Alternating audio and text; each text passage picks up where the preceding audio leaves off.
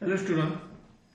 The histology of the from the alimentary tract. So first of all, the esophagus, as all of you we have already discussed, the that the whole of the alimentary tract has a mucous membrane, submucous coat, muscular coat, and tunica adventitia outside. So first of all, a review of the esophagus. Review of the the esophagus is a tube for passing the food. It starts from the pharynx and it opens into the stomach. As all of you know, the length of the esophagus is 25 centimeters. So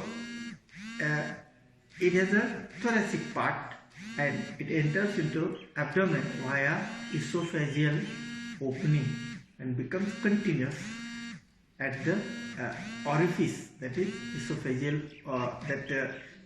cardiac orifice. It continues as a stomach.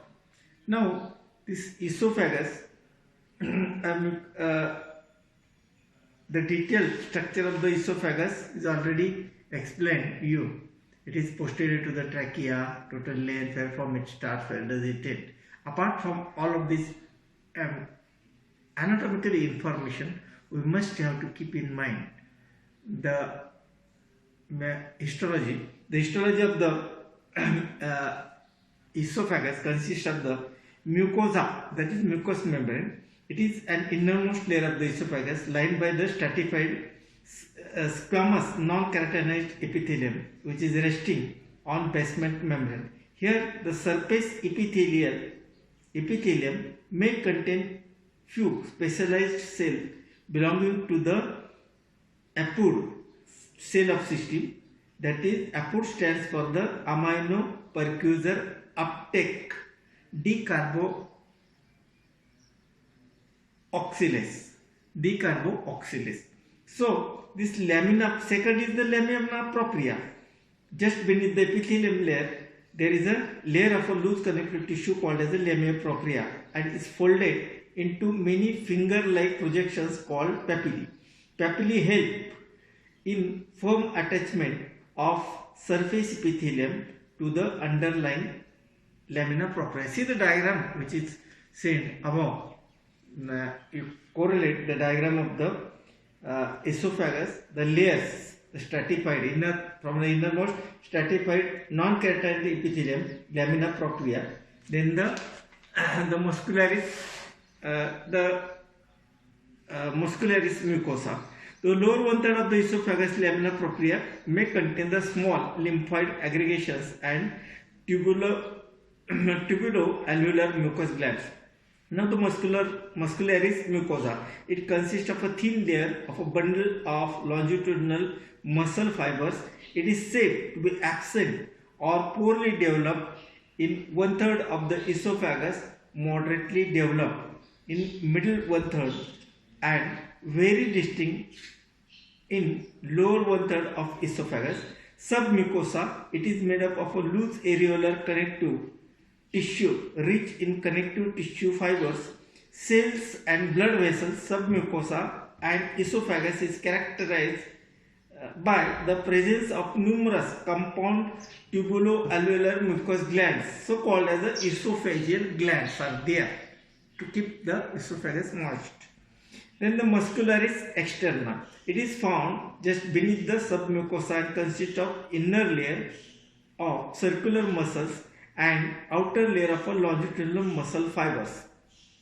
It is important to notice that in proper one third of esophagus, muscularis externa is said to be the striated in nature. It is mixed up with striated and smooth muscles in middle one third of and poorly smooth muscle variety of a lower one third of the esophagus. Now it is assumed that circular muscle fibers present in the lower one end of the esophagus may form the cardioesophageal sphincter, but anatomically it is not accepted. The adventitia, outermost coating, not the serous coating. that of the belonging to the peritoneum. Peritoneum is not there in the thorax or the outer covering. So adventitia is the outermost protective layer made up of a dense irregular connective tissue. Okay, this is the actual the cellular structure or the histology of the esophagus. Now the functions of the esophagus. First one, surface epithelium lining bears a various mechanical and chemically injury, protects the internal tissue from being damaged. Mucosal gland present in the submucosa secretes mucus which lubricate and further epithelium, just protecting against the infection. So protecting function. Then the circular and longitudinal muscle fibers of the muscularis externa contact powerfully, the propelling the food forward by means of the peristalsis. By the it contract and push the food bolus towards the stomach. Then adventitia is supportive and protective in function. Then lastly the reflux in the appllar anatomy, reflux esophagitis. Sometimes that food bolus comes out by reflux. A reverse reflux is there due to the reflux of a gastric juice. Then there may be inflammation due to the irritant substance or reaction from the body to the substance, that is esophagitis. These are the main important clinical anatomy points for the description of the esophagus. Okay, so you can write, see the diagram. First of all, the diagram, the histological diagram, then describe somewhat anatomical points. If esophagus is asked, anatomy, where from the esophagus start, where does it end, and secondly, actually the histological structure of the esophagus, mucous membrane, submucosa, then muscular coating, longitudinal, circular, its functioning, and tunica adventitia, outer post. Okay. Now and lastly, the clinical anatomy points: esophagitis, then the reflux esophagitis, reflux, that food comes out. Okay, this you can describe. Even if you want to draw, to make more impression, you can draw the diagram, anatomical diagram of the esophagus, where from it start pharynx to the continues as a cardiac orifice. Now, secondly, the second histology is of the stomach, that is to be asked routinely. Histology of the stomach. Stomach, as all of you know, to describe some important anatomical point, histology and appllar anatomy point. Stomach is a bag that reserves the food, that keeps the food for the storage after eating of a food bolus that enters into the stomach. Stomach is J-shaped. It is a continuation of the esophagus and it becomes continuous as a duodenum. This is the part between the esophagus and duodenum is called as a stomach. Stomach is situated in the epigastric region. It has greater curvature, it has lesser curvature, anterior surface, posterior surface, and having two openings. The esophagus opens into stomach is a cardiac sphincter, and where it enters into the duodenum, that is pyloric sphincter. Then the parts of examination: greater curvature, lesser curvature. At the above the level of the cardiac notch, there is a fundus. In the fundus there is a gas always, and the fundus and body. These are parts of us. So stomach is supplied by right and left gastric arteries, branches of the celiac trunk. Very simple. Situated in the it occupies mainly the epigastric region and partly into the right hypochondriac region. Okay. Now this is the anatomical capacity of the stomach is differ from person to person as per the age and as per the body makeup heighted person, the capacity of the stomach is little bit more. Okay, now the actual histology of the liver, histology of the stomach. So stomach is a consists of the mucosa. The stomach should be studied in three. The histology may be divided into the study of the esophageal part of the stomach or the cardiac part of the stomach. Cardiac. In the cardiac part, there are certain differences in the parts, various cardiac part, body and fundus, and the pyloric part. So it should be described because the body and fundus consist of the gastric glands more numerous. They are more numerous. So the mucosa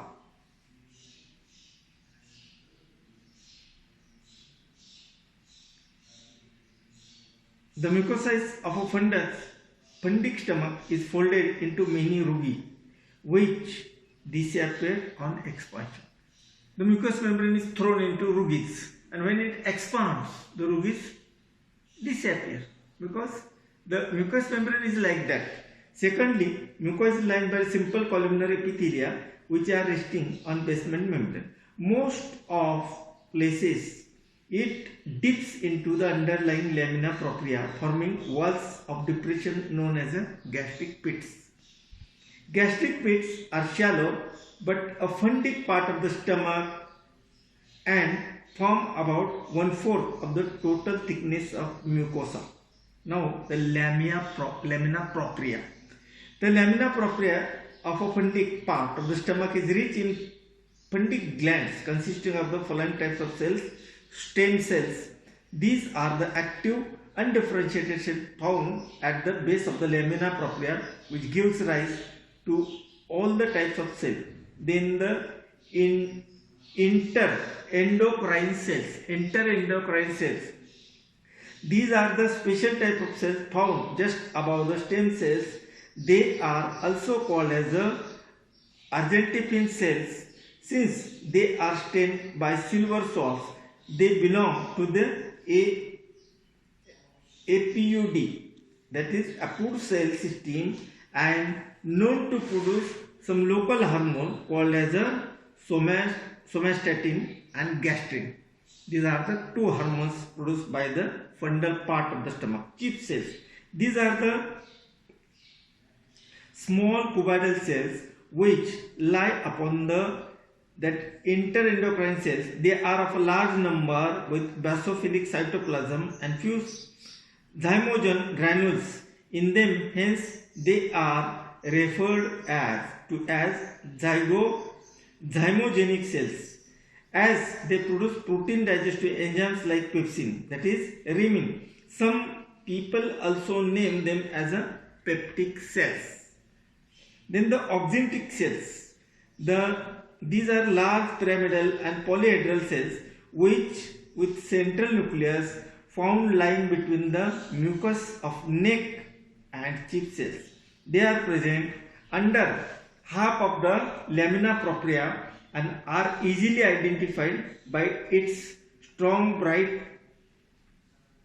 eosinophilic cytoplasm. Hence it gets named oxyntic cells. They are also called as parietal cells, as they lie against the basement membrane of surface epithelium, giving headed appearance. Their function is to secrete hydrochloric acid, which is a part of the gastric juice, intrinsic factor which is necessary for the absorption of vitamin B12 from the gut system by erythropoiesis. Then mucous neck cells. These are the low columnar cells present near the neck of the gastric gland. They are large cells with flat nucleus as its base, and whole cell is accumulated by acid mucus. They open into gastric pits and secrete the acid mucus. Then the muscularis mucosa. Muscularis mucosa consists of the layer of inner circular and outer longitudinal muscle fibers extending into the lamina propria here and there. Now the submucosa. Submucosa is made up of a loose areolar connective tissue rich in connective tissue fibers and cells. They are blood vessels in it. It also contains the Meissner's plexus of nerve fiber in it. Now the muscularis externa.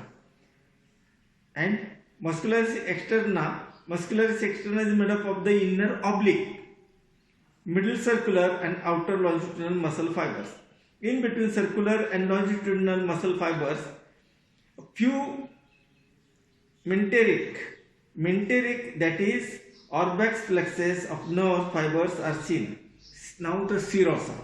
Serosa is an outermost layer made up of the connective tissue cells and fibers covered by mesothelium of the visceral peritoneum. The functions of the stomach cells. The functions of the stomach: simple columnar epithelium lining mucosal surface has both secretory and absorptive function. The secretory phase, it secretes the mucus and absorbs the small amount of the alcohol and certain chemical drugs. Submucosa is a defensive mechanism and nutritive in function since it contains connective cells and numerous blood vessels in it. The muscularis externa, containing different muscle fibers help in churning and food particles and peristalsis by its powerful concentration. See the diagram above, the different diagram, that is the pyloric part, the fundus and body part. The little bit histological differences are there. So you may draw three diagrams in the stomach: the fundus, that esophageal part, fundus and body, and pyloric part. So you have a chance to draw different three diagrams so much in detail. Then the serosa is supportive and protective in function. Now the clinical anatomy. See, main important function of the stomach is the storage. So in the clinical anatomy, gastric juice is secreted by the stomach itself. Although it is a secretion of the stomach itself, it is rich in hydrochloric acid, so it may produce inflammation. Gastritis means inflammation of the stomach. Secondly, that gastric juice is rich in hydrochloric acid. See, it may produce ulceration. Gastric juice may produce ulceration to the mucous membrane of the stomach. That is gastric ulcer. There may be a duodenal ulcer, and gastric ulcer can be differentiated by various clinical methods. So gastritis, some people has a tendency and acidity. If the gastric juice consists of a rich in hydrochloric and there is no control, the body, although gastric juice is belonging to the body, it itself damages the stomach. See how a jadoo hai. Stomach, gastric juice is a secretion of the stomach, और stomach के ही mucus membrane को ulcer तैयार करता है. देखो, अपना ही juice अपने stomach के म्यूकस मेम्ब्रेन को अफेक्ट करता है. दैट इज द ये वास्तवता है.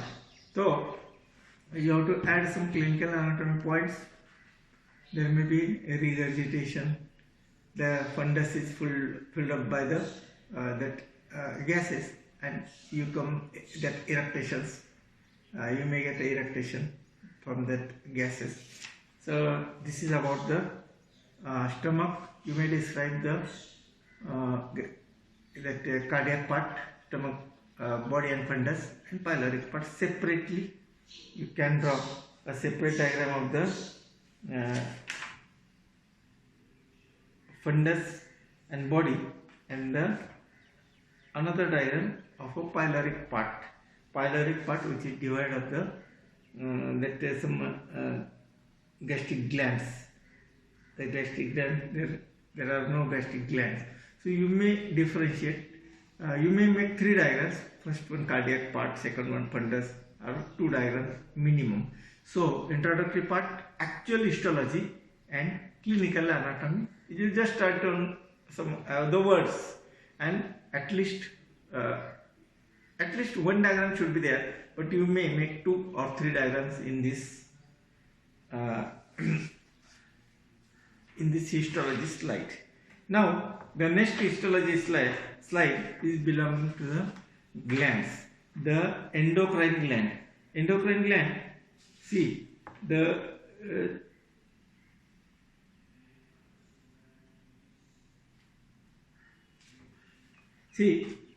endocrine gland consists of the okay, we'll see the important, very routinely asked is the excretory system. From the excretory system, the histology of the kidney.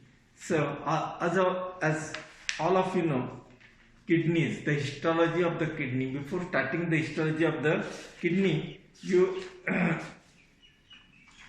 kidney is a excretory organ.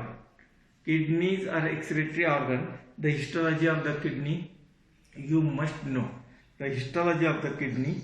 So in the kidney, if you take a section of a kidney, so some anatomically important review for anatomically importance of the kidney. First of all, kidneys are excretory organs. They are situated in the posterior abdominal wall in the lumbar region. Kidneys are kidney shaped. They are bean shaped. The total weight of the kidney is 150 grams. There are 2 kidneys. One kidney is slightly lower, right is lower, and upper is above. Kidney has upper pole, lower pole, medial surface. The medial aspect, there is a hilum through which the renal artery enters and renal vein comes out, renal fluxes enters into the kidney. Kidney is encapsulated organ situated in the posterior abdominal wall. They are the main important excretory organs. Okay, kidney. In the kidney, there is the urine is being produced and it is expelled out via ureters into the urinary bladder. Okay, kidneys are excretory organs in which the urine is produced and conveyed it towards the urinary bladder, and from the urinary bladder it is expelled out via urethra into the exterior. Okay, now these are some kidneys are supplied by renal arteries, and renal vein drains the venous drainage. Renal fluxes of nerve supplied to the kidney. Okay, kidneys are encapsulated. They are inside the capsule. Kidney is covered by the capsule. In a cross section, if you take a cross section or a coronal section of the kidney, coronal section rather than the sagittal section, coronal section, you will get outside there is a capsule. Interiorly there is in the interior, first one is a faint area is there, which is called as a cortex, and a dark area which is called as a medulla. In a TS, in a transverse section of a kidney, will show, you must have learnt it in your secondary school or in the that 11th or 12th, the excretory system. Outer one is a faint cortex and inner one dark area is called as a pyramid. So there are the calyx is there, calyx major, calyx minor, pyramids. They are like a pyramid towards the center, and on a medial aspect there is a all this calyx, major and minor calyx opens into the renal sinus, and that renal sinus continues as a ureter. This is the introductory part of the kidneys. Kidneys, the right and left, right is slightly lower. This is about the introductory part of the kidney. You may have done 4 to 5 sentences regarding the anatomical parts of the kidney. Now, actual, what is histology of the kidney? The histology of the kidney shows the main important structural and functional unit of the kidney is nephron. Structural and function. The nephron consists of See in the diagram of a nephron, the nephron consists of the glomerular duct in which afferent arteries enter and efferent arterioles comes out. Afferent arterioles and efferent arterioles, there is a duct in which there is the filtration takes place there, through which it enters into the proximal convoluted tubule, that is called as a Bowman's capsule. It enters. It is semi-permeable, allowed to it permits semi-permeable, not fully. The secretion enters into the proximal convoluted tubule. There some substances are absorbed, some are excreted out.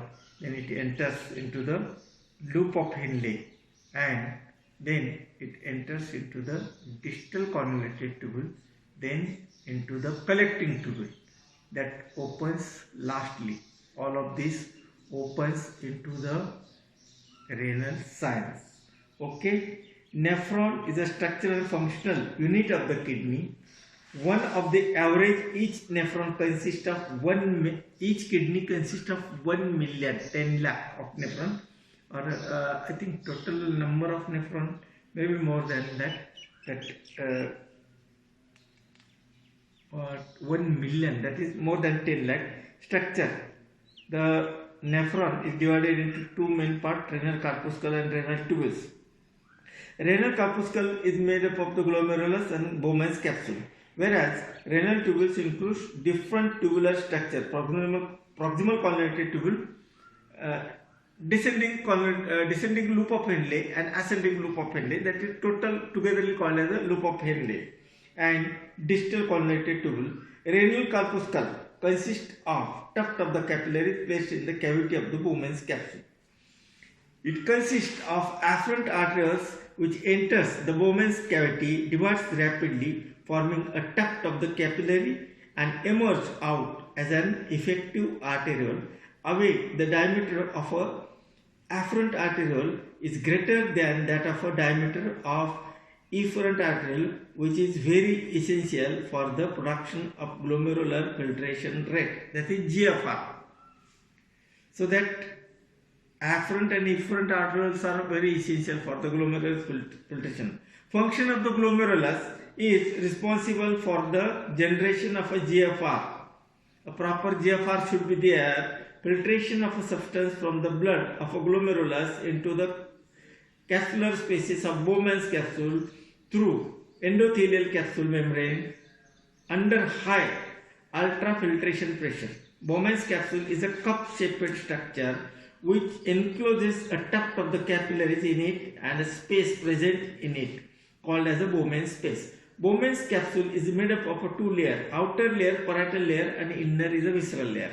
Both the layers are lined by modified simple squamous epithelium which is resting on basement membrane, but the visceral layer epithelium bears numerous feet-like projection called as a pedicles, through which it is attached to the basement membrane, and such cells are called as podocytes. Now the function of the glomerulus. Proximal convoluted tubule, it is a thick tubule arising as the continuation of the Bowman's capsule and is located in cortex of kidney. Since it is highly convoluted and is proximal to the renal corpuscles, hence is called as a proximal convoluted tubule, PCT. The internal surface of a PCT is lined by the brush-bored cuboidal epithelium, which increases the area of absorption. Now the function of this renal tubules. Proximal convoluted tubule is an absorptive function. It selectively absorbs the monosaccharides, amino acids, fatty acids, and glycerol molecules present in the primary unit. Loop of Henle, it is the continuation of proximal convoluted tubule which lies in the medulla of a kidney. It consists of a long, thick, descending limb lined by the brush-bordered cuboidal epithelium. Such a short, thin ascending limb line by simply squamous epithelium. Now the function of the loop of Henle is to generate the gradual increase in the osmotic gradient in the interstitium of medulla by counter current mechanism. This helps in the absorption of sodium and water. Now the distal convoluted tubule, glomerulus, proximal convoluted tubule, loop of Henle, and the distal convoluted tubule, DCT. This distal convoluted tubule, it is a thick segment of a tubule arising as a continuation of the ascending loop of Henle. It has small straight part and a large distal convoluted part, hence the name distal convoluted tubule. The small part of DCT lies in the medulla and rest of the major portion of DCT is located in cortex of kidney. Histologically, distal convoluted tubule is lined by the simple cuboidal epithelium with no brush bodies. What is the function of distal convoluted tubule? It process reabsorption takes place with DCT with small amount of water absorption. It is also secretory in function and secretes potassium ions and other waste toxic substances into the tubular lumen. Now the collecting duct, last part of the nephron. The collecting duct is a large duct which is formed by union of a DCT.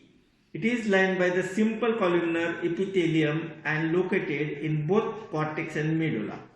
But then the juxtaglomerulus apparatus or juxtaglomerulus the system. Juxtaglomerulus apparatus is a specialized tissue situated near the glomerulus of each nephron. It is made up of a juxtaglomerulus, that is cells, macula densa, distal convoluted tubule, and extraglomerular, that is mesangial cells, or also called as the Lassis cells. The cells of the juxtaglomerulus apparatus belonging to the APUD cell system, that is stands for amino precursor uptake decarbylase. The functions of the juxtaglomerular system in our body, you must have learnt in the physiology. The juxtaglomerular apparatus secretes renin which undergo a complex series of reactions, finally causing maintenance of GFR, glomerulus filtration rate, stimulation of adrenal cortex to secrete the aldosterone, regulation of a renal blood pressure. Then you can see, as per the diagram, see the section of a kidney, that is diagrammatic, the cortex and medulla. You may draw a separate histology of the glomerulus. You may make the TS of the kidney, or you may make the what finds in the outer, what is their TS, that is outer cortex and medulla. So distal convoluted tubule, proximal convoluted tubule, collecting tubule, loop of Henle, and the glomerulus. So that loop of Henle and the collecting tubule, some part of the collecting tubule is in the medulla, and remaining all the parts are in the cortex. So you may draw the diagram of a TS of the kidney, then the histological structure, or you made a separate diagram of parts of nephrons, that is glomerular tuft or proximal convoluted tubule, loop of Henle, descending loop, ascending loop, distal convoluted tubule, and collecting tubule. So these are 2 to 3 diagrams you can draw. A TS of the kidney in the histology. Okay, and clinical anatomy point, inflammation of the kidney is called as a nephritis. Formation of a stone in the kidney is called as a renal calculi or renal stones. Renal stones means the kidney stones. The stones may be in the ureter, may be in the bladder. They are called as the renal stones in the renal system. The renal system is one of the part. Kidneys are the part of the renal system. That is important part. So this is all about then the there may be hydronephrosis, excessive production of urine is produced and is not expelled out. That is hydronephritis. So number of clinical things are related with the kidney. There may be affection to the structures of the some of the parts of the nephron. So excretive function may get decreased as per the age advance. It depends on various factors are there. Okay.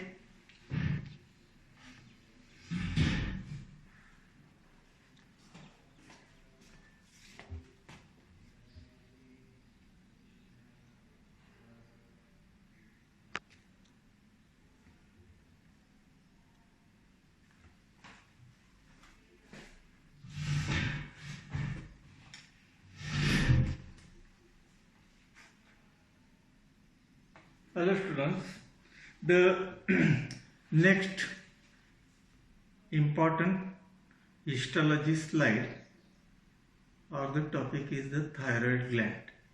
As all of you know better, the thyroid gland, which is situated on an anterior aspect of the neck at the thyroid is endocrine gland. It is under control of the pituitary gland. It is butterfly. Some introductory points regarding the anatomy of the thyroid gland. Thyroid gland is one of the endocrine gland. It is situated on the anterior aspect of the larynx. It has that anterior aspect of the, it is butterfly shaped. So the parts of examination, it has two lobes, right lobe and left lobe. As it is butterfly shaped, the part that joins the right lobe with the left lobe is called as the isthmus. There may be an accessory lobe. The total weight of the thyroid gland is 25 grams. Okay, it is encapsulated. There are some differences between thyroid gland. See, embryologically, thyroid gland is compared with the prostate gland. Very similar structures they have. During the operation, in some, the capsule is remained as it, the false capsule, because there should not be in the thyroid gland, the capsule is remained as it and only the gland is remained, the part of the gland which has to be removed out is removed out, capsule is intact, kept intact to avoid the hemorrhage. So it is always compared with the histology of the prostate gland. So the weight is 25. It is supplied by superior thyroid artery, inferior thyroid artery, superior and inferior thyroid artery. Total weight 25 gram, and it is one of the important gland for the psychic and somatic growth. So somatic growth. The see the important structures, important parts I have told. The anatomical introduction is given at the level of the 4th, 5th and 6th, 3rd, 4th and 5th cervical vertebra. Okay, now this gland is related with the basic metabolic rate. Right. Now the thyroid gland, see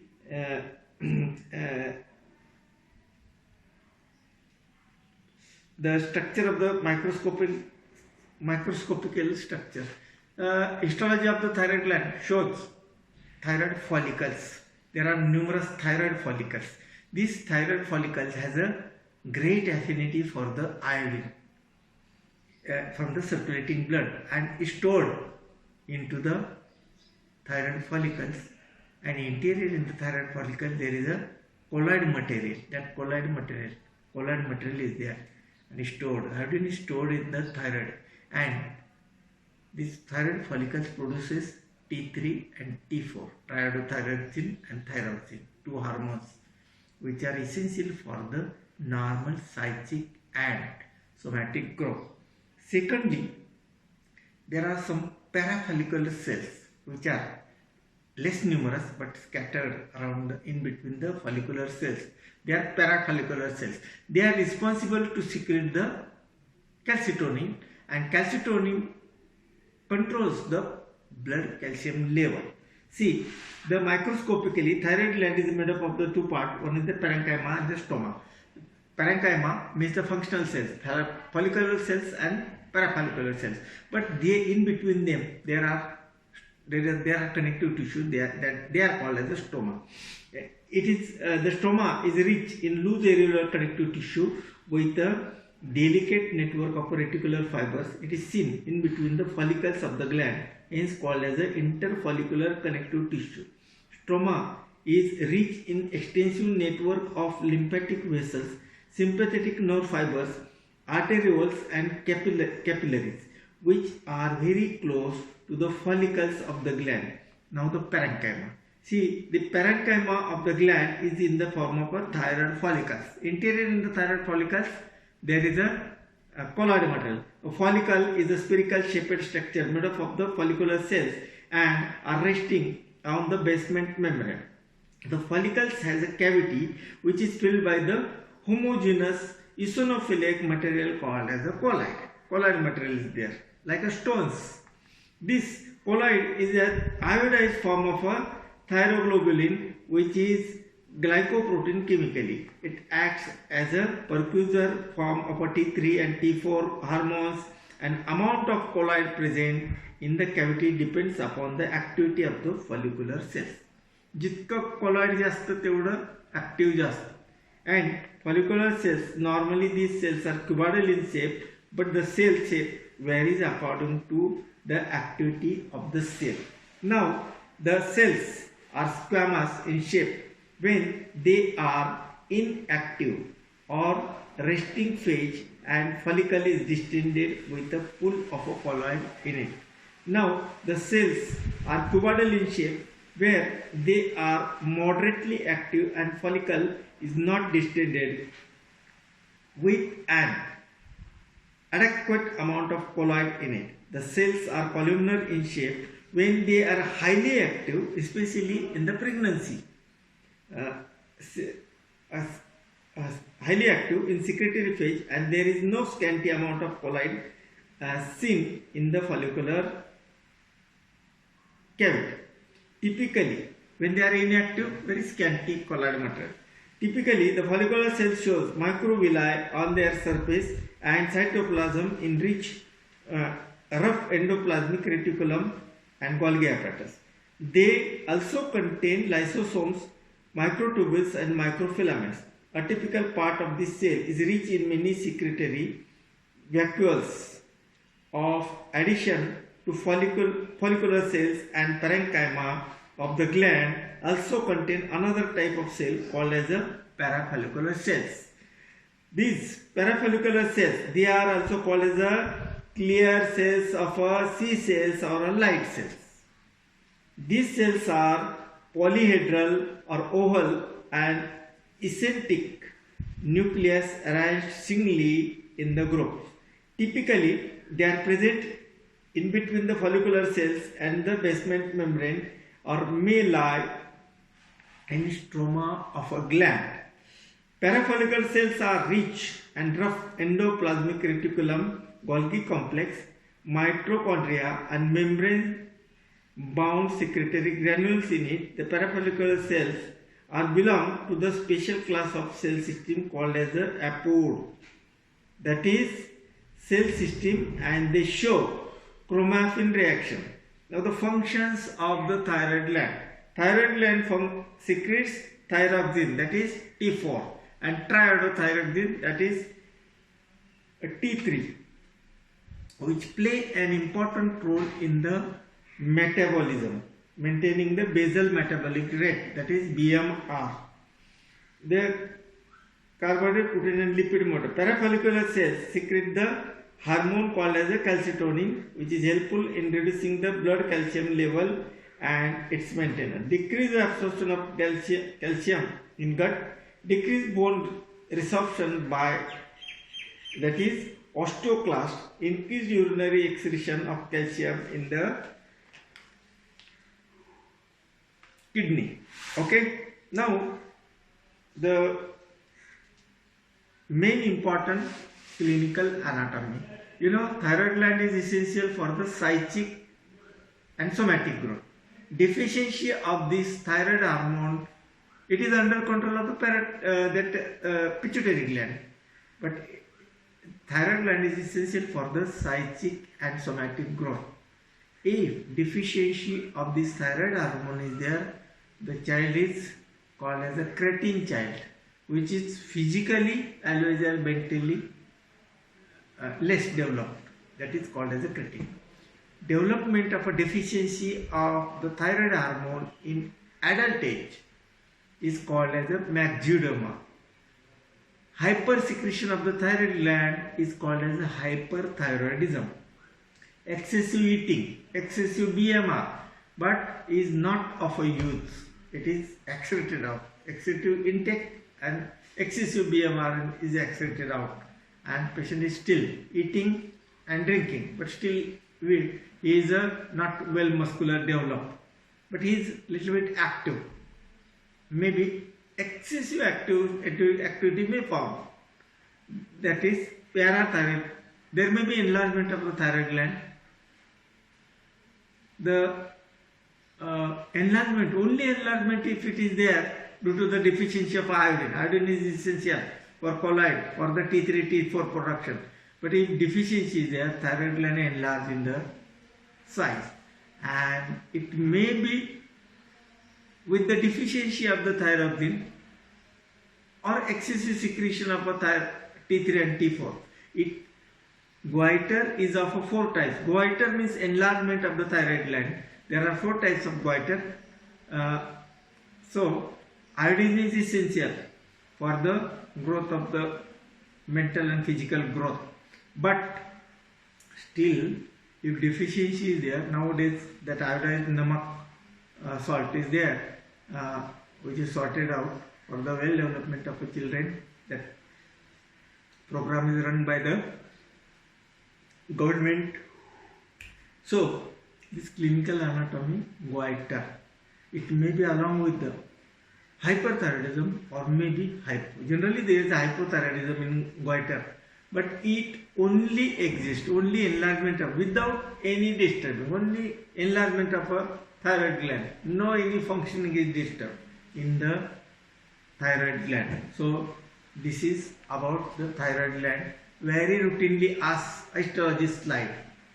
Introduction, histology diagram, then histological structure, thyroid follicles, parafollicular cells, colloid material that you have to show, and the stroma, other cell connective cells that binds that keep in position the thyroid follicles. Then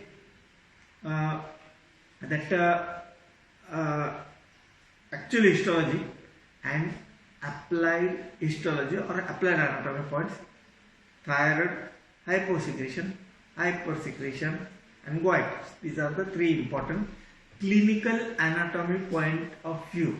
So plan of study I have told how to write the histology. At least 1 to 2 diagrams you may draw, and 4 to 5 points regarding the anatomy.